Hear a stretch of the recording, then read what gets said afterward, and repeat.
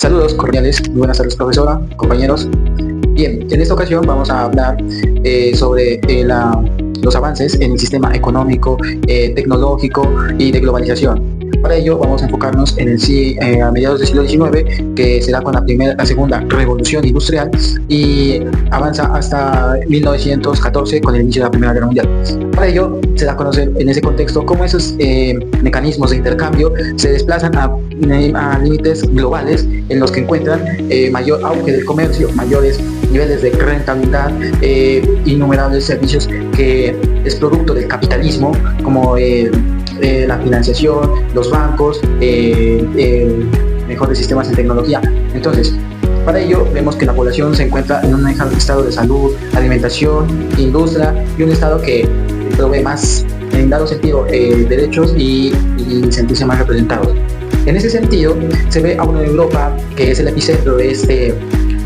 sistema, que su población, el hecho de que se encuentre industrializada, logre tener a estos avances y logre apuntar una mejor nivel de vida, una mejor calidad de vida, ¿sí?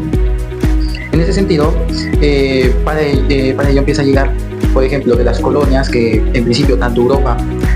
ha querido abarcar más territorio, ha querido traer más migración, ha cobrado mucha relevancia la colonización a zonas como África, Medio Oriente y Asia, de traer materias primas, tales como Inglaterra, traer de la India y de África, de Medio Oriente. Entonces eso le ha hecho útil para que fortalezca su industria, su ciencia, en ese sentido. Ahora bien, la industrialización lleva a obtener mayores ingresos para Europa y el control de la mayor parte de la riqueza producto de la colonización, la extracción y por ende el libre comercio. Muchas regiones de Europa se vieron fortalecidas en traer materias primas que fortalecían su industria y armamento, y eso motivaba a que ellos siguieran teniendo una perspectiva amplia de una homogeneidad.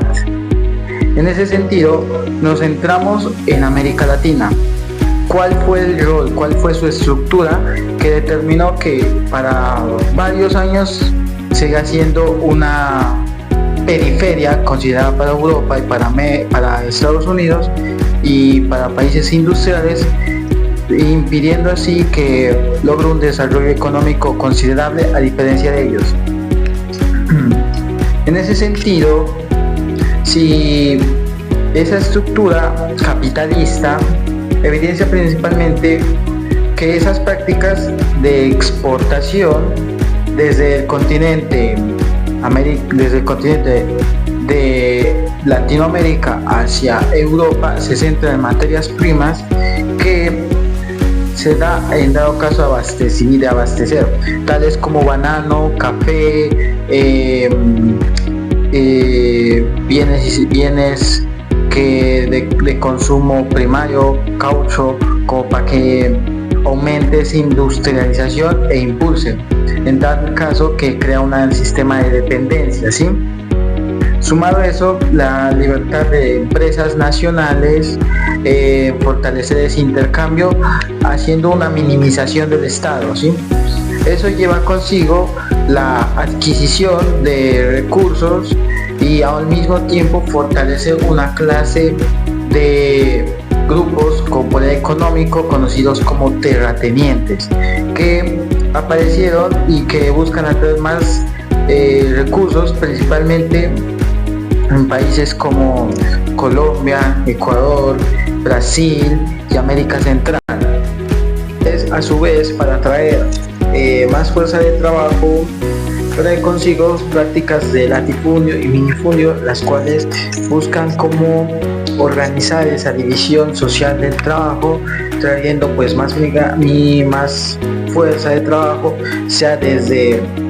el exterior, desde otros países como del mismo estado, mueva su población hacia zonas donde es muy rentable la exportación. En ese sentido, tanto quienes tienen el poder, como quienes se encargan solo de exportar, mantienen bajas perspectivas a largo plazo, manteniendo una estructura y condicionándose a aceptar ese sistema de solo estar ligados a la exportación. Por ende, esa apuesta se ve fracturada y no se ve tan fuerte en la economía. Por otra parte, estas empresas que se encargan de la exportación hacia lo interior llevan consigo o mantienen vivas aún las prácticas coloniales de un pago libre, contrato hacia el empleado, el inquilinato y la servidumbre, dejando huella que aún sigue manteniendo esos estrechos vínculos de subordinado, y como también curiosamente hacia el exterior, manteniendo unas grandes libres cambios, en donde en últimas quienes más se vean favorecidos son quienes tienen la propiedad a grandes rasgos y quienes compran esas materias primas. Ahora bien, hablemos del Estado. Hablar del Estado deja entredicho un margen de posibilidad de ganancia de entrada en el sentido de lo económico, para los grupos que tienen capital de latifundistas, de terratenientes especializados, pues enfocados en productos de exportación, sea de azúcar, cacao, bananos, incentivados porque hay un Estado que no entra a regular, que promueve ese libre intercambio con otros estados, y que las instituciones como tal se inclinan más en favor de las exportaciones. En términos también político, jurídico, son más tendientes a que se promueva esa exportación y que la importación como tal se quede en los puertos o en las capitales, aumentando así los índices de desigualdad. Es por eso que esa infraestructura en áreas rurales ya se ve modernizada proporcionalmente, a diferencia de las actividades urbanas que, aunque son de corte artesanal, y a pesar de las manufactureras que entran también a competir en los mercados latinoamericanos, han logrado sobrevivir y sobrellevar estas cargas que, por la falta de políticas que incentiven el mercado urbano nacional, que por otra parte también se ha visto también muy perjudicado, porque llegó una urbanización pero sin industrialización. Eso ha llevado a que el Estado como tal no tenga tanta preocupación por incentivar estas zonas, sino por esas políticas dadas a la exportación, tanto a finales del siglo XIX como a principios del siglo XX. En ese sentido, otra de las particularidades que se presenta en el Estado es que se ve minimizado y que se ocupa también de vender y de despojar propiedades, en dado caso a comunidades, sean especialmente indígenas, afros o a campesinos, los cuales estos últimos no les queda más que servir de arrendatarios o estar aparcelados, o en dado caso también ser expulsados. En ese sentido, prima y también otras cuestiones como unas políticas fiscales muy bajas en favor de la propiedad de los terratenientes, como también una mano de obra también muy barata. Ahora bien, para concluir, esta estructura como tal ha incidido de una u otra forma en la propiedad de que en la práctica se mira que hay desigualdades de unas poblaciones en comparación con otras, como también la distribución de los ingresos,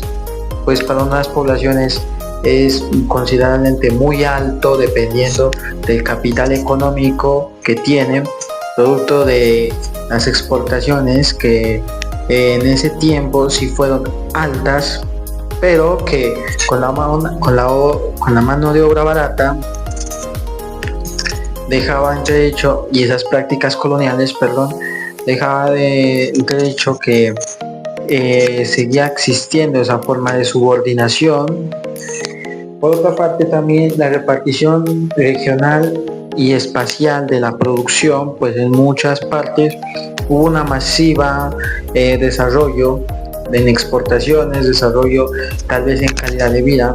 pero a diferencia de otras era muy insuficiencia y precaria. Además, las características del empleo y el subempleo, pues a pesar de que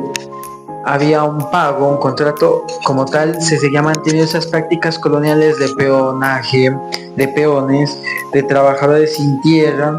y que estos como tal no tenían tantas garantías ni derechos. En ese sentido, también algo que caracteriza esta estructura, pues su actividad económica, es que solo se desarrollaba en los puertos y en las capitales como entes centrales que operaban como principales actores en el desarrollo, pues todo lo que se exportaba se quedaba muchas veces en esas ciudades, en esos lugares donde, a diferencia de otras zonas, quedaban prácticamente marginadas. En ese sentido, se evidencia como tal que tanto esta estructura económica de una u otra parte también dependía de la otra estructura que se veía en Europa, pues Europa como tal tenía avances tecnológicos, científicos, como lo mencionaba, mejoras en la ciencia,